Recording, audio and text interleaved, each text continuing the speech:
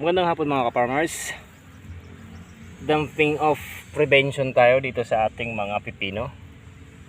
No? Nag-spray tayo kahapon ng Fungitox pakontra sa dumping off.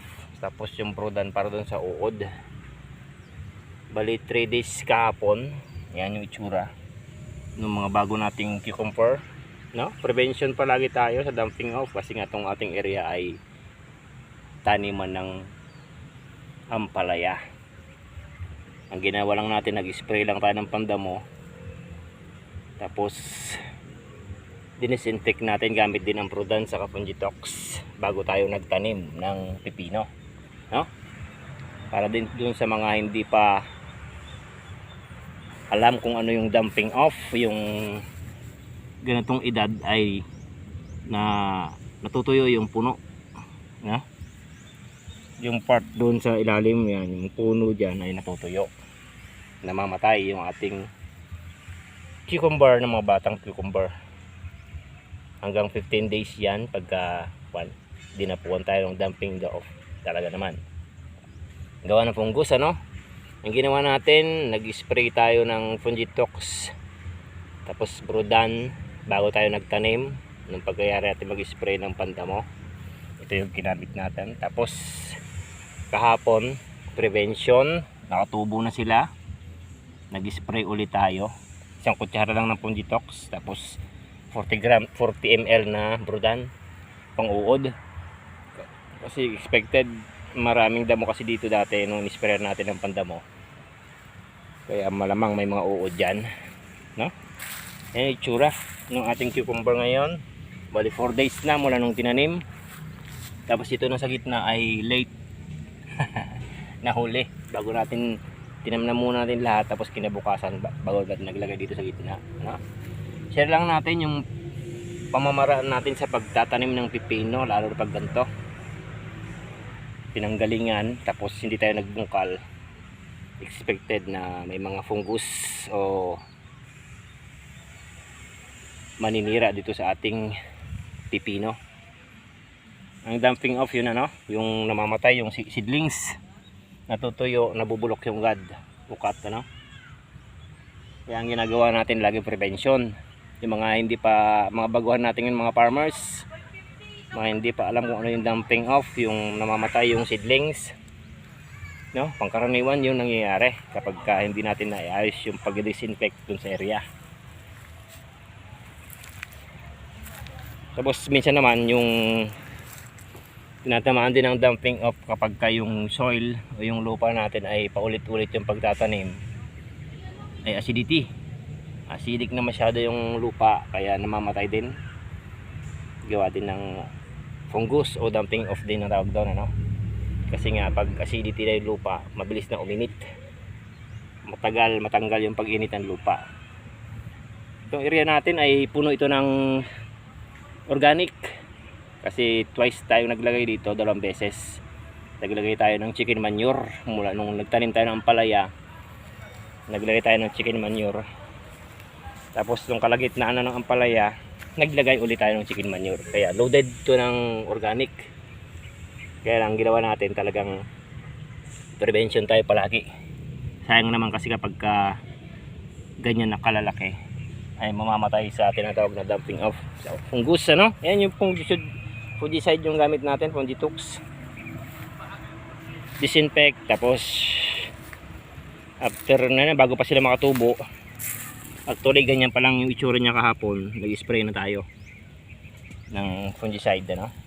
Fungitox yung ginamit natin para doon sa prevention, ano? Kaya ganyan na itsura, magiging magaganda na. Mahirap kasi pag dinapuan tayo. Sigurado lahat yan mamamatay, ano? Madalang yung mabubuhay yan. Tumubo na nga tapos mamamatay naman dahil dun sa fungus o dumping off. Saka isa pa, ang pinanggagalingan din ng dumping off ay yung laging basa yung lupa. Maraming fungus pag laging basa ang lupa, kaya nagkakaroon ng dumping off, ano? Isa rin yung sa dahilan kung bakit namamatay yung mga seedlings natin. Yan. Ito yung area natin, ano. Part dito yung MacArthur, yung part doon yung Megacy. Yan itsura ni MacArthur. Malalapad yung dahon ni MacArthur. No? Maganda ang bulas. Sana wag tayong dapo ng fungus o dumping off, ano.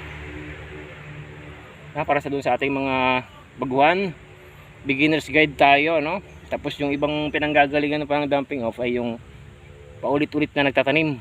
Yung area mo na tinamnan ng pipino, tapos nagtanim ka uli ng pipino, malamang ay dadapuan ka ng dumping off fungus, kasi maraming fungus pag ganun, ano. Pwede yun pagka disinfect mo muna yung area gamit yung mga fungicide, kahit anong fungicide pwede naman, para maganda yung pagtubo. Sayang naman kasi kapag mamatay pa, ano. Tapos yung brudan ay pang-uod na yun, para dun sa mga uod na nasa dito sa damo dati, tapos nang galing sa ampalaya, no? Share lang natin yung mga pamamaraan natin sa pag-alaga ng pipino, paano maiwasan yung dumping off. Prevention palagi tayo, ano. Disinfecting area, tapos bago tumubo, spray uli. Siguro mga 5 days o 3 days mula ngayon, mag-i-spray ulit tayo ng fungicide prevention, ano. Kasi nga maraming fungus na rito, kasi nga nanggaling dito yung mga ampalaya, pinanggalingan ng ampalaya, no. Yan, update lang natin tong ating mga 4 days mula nung tinanim, ano. Direct shading. Ayan, ito lahat ng bed natin ay puno ng chicken manure. Wala tayong ginawa, no. Hindi na natin binungkal. Yan na lang.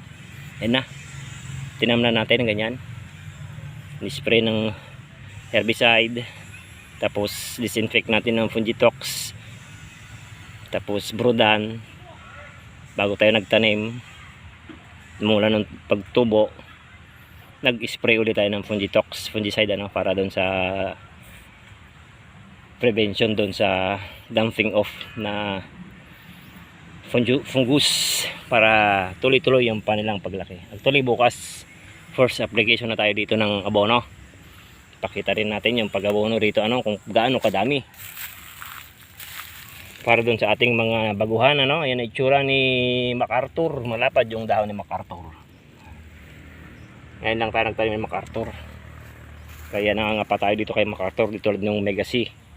Kabisado na natin yung karakteristik ni Megacy, ha. Sa ngayon wala pa akong nakikitang namamatay o nalalanta. Sana wala, ano. Kasi sayang naman yung ginagawa natin pag hindi mo pekto. Ayan itsura. Although mayroon mga part pa na hindi tumubo o baka hindi natutubo, katulad nito. Siguro gawan natin bago, replacement natin, tayo uli buto, no? Pero yung iba naman ay nakatubo na. Maganda naman. Madalang naman yung hindi tumubo, kasi yung ganun talaga yung seeds, ano. May sablay. Ayan, sablay. Ay, meron pala. Ayun, palabas pa lang.